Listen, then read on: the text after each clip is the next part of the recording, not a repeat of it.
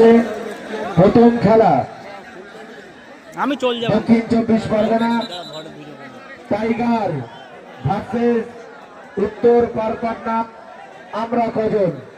এই খেলায় যারা আমাদের দায়িত্বশীল কর্মীরা আছে সুষ্ঠুভাবে খেলাটা পরিচালনা করতে দেবেন।